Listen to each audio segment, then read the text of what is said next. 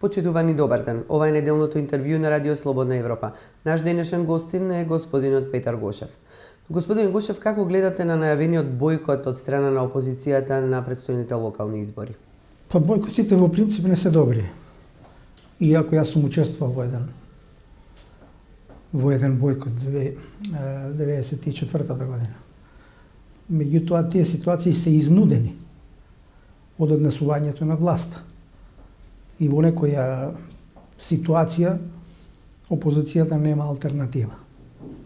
Или ќе учествува во нечесна игра, нерегуларна игра, нерамноправна игра, или ќе бара начин да го искаже својот револт, своето незадоволство со други средства, вклучително и со бојкот. Тоа во принцип не е добро за демократијата, не е добро за состојбата во општеството, не е добро за институционалниот развој, меѓутоа понекогаш политичките субјекти проценуваат дека нема друга алтернатива. Во овој случај, мислам дека опозицијата тешко може да најде други решенија за она што се случи во парламентот на 24 декември. Последиците врз сликата за нас, на остатокот на светот или за особено оној дел од светот кон кој што тендираме да му се приклучиме, е голема, огромна. Но за тоа треба да мисли пред се власта. Таа треба да најде решение пред се за кризата. Гледате ли решение за актуелнава криза? Со оглед на тоа што досегашната комуникација меѓу власт и опозицијата се одвива главно медиумски и преку пресконференции? Па не гледам дека тоа, не гледам чекори за разрешување на оваа ситуација до овој момент. Не гледам чекори. Затоа што имаме битка за создавање перцепција преку која што ќе ги убедиме луѓето дека за настанатата ситуација не сме ние виновни, туку другите се виновни. Значи не интересира настанатата ситуација и разрешување на настанатата ситуација, туку не интересира, односно ги интересира, особено овие во власта, да прикажат дека тие не се виновни што опозицијата не учествува на изборите и што поради тоа ние ќе имаме негативен извештај или се прекинува процесот на придвижување на Македонија кон европските интеграции, кон НАТО алијансата. Значи не е битна штетата што се создава до тој основ, туку е најбитно во дадениот момент граѓаните да мислат дека тие другите се виновни, не ние.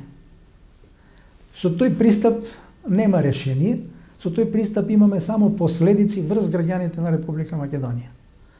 Нашето талкање, нашето тапкање во место и нашето назадување продолжува. Тоа се политики на дезинтеграција. Тоа се политики кои што го руинираат единството во земјата. Тоа се политики кои што го руинираат интегритетот на Република Македонија. Тоа се политики кои што создаваат конфликти во Република Македонија по сите основи. Македонија денеска се движи во правец на дезинтеграција по сите можни линии. Ако владеачките елити не се свесни за тоа, не се одговорни за тоа, тешко дека процесите можат да тргнат на добро. Значи, првата одговорност е там. Втората одговорност е полека сите граѓани на Република Македонија да стануваме свесни за тоа што ни прават оние кои што управуваат со земјата и конечно во некоја точка на акумулираното незадоволство да им се даде шут карта на едните, на другите, на третите кои што не се однесуваат одговорно, вршејќи ги своите функции. Други начини нема. Притисокот се граѓански, по сите основи, треба да се зголемува. Неодамна ги слушнавме вашите предупредувања во однос на зголемувањето на јавниот долг и според вас тоа е многу поголемо од тоа за што сме информирани јавно. од страна на надлежните институции. Во кој степен на ризик во моментов се наоѓа Македонија во однос на задолжувањето? И дали сме обезбедени, например, од банкрот на државата? Зборував на широко за ова прашање во врска со јавниот долг. Јас изнесов примери дека има повеќе држави, не јас што сум ги истражувал, туку што ги истражувале светски авторитети, кои што покажуваат дека и на помало ниво на јавен долг, мерен како процент на учество во бруто домашниот производ, земји дошле во ситуација да не можат да ги измируваат долговите, отколку што е сегашното ниво на Македонија. Тоа зборува дека постојано мора да мислите за одржливоста на вашиот јавен долг.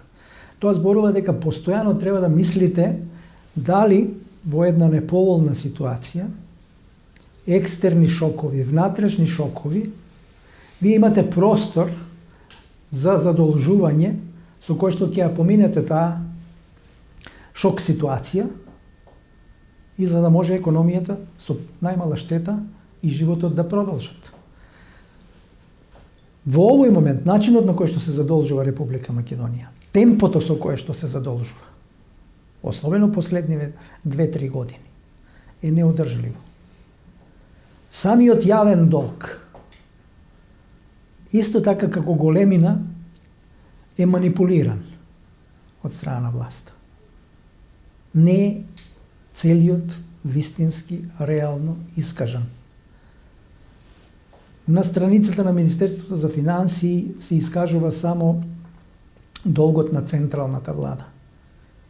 Тоа е директното задолжување на буџетот на Република Македонија и на фондовите, јавните републички фондови на Македонија. Тоа не е целиот јавен долг. И сега да не ја редам, да не говорам за целата дефиниција. Долгот на општините, долгот на јавните предпријатија, долгот на Македонска банка за поддршка на развојот, долгот на Централната банка. Долгот и на централната власт не е реално искажан. Заради тоа што таму го нема долгот кој што владата го прикрива овие 2-3 години, а се однесува на неизмирени во рамките на законските рокови обврски на владата кон приватниот сектор по основ на договори што ги направила со приватниот сектор и по основа на законот за враќање на данокот на додадена вредност. Такво однесување имаа некои држави во последните децении и тие ја плаќаат денеска цената за тоа. Па затоа и директно сакам да ве прашам, кој е степенот на ризик и можеме ли да се доведеме до состојба на банкрот? Јас мислам дека просторот за нови задолжување речиси исцрпен. Речиси исцрпен. Тие ќе се обидат и наредната година да не задолжат со нови, може би на нето основа 300 и повеќе милиони евра.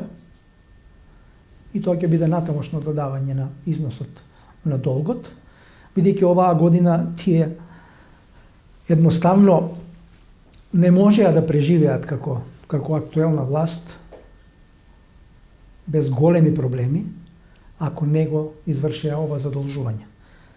Заради ургентноста, итноста во која што тие се доведоа, заради зависноста од задолжување во која што тие самите се доведоа, затоа и беше она насилство во парламентот по секоја цена буџетот да биде донесен пред нова година, затоа што отворените грла кои што ги создадоа за финансирање зјаеа со огромни усти кои што треба да бидат пополнети со пари.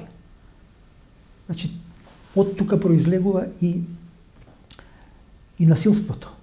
Да се донесе буџетот по секоја цена без оглед каква повреда на деловничката процедура се врши и што сето тоа значи за демократскиот процес во Република Македонија. Ви благодарам за разговорот. Благодарам за поканата. Го гледавте неделното интервју на Радио Слободна Европа. Пријатно.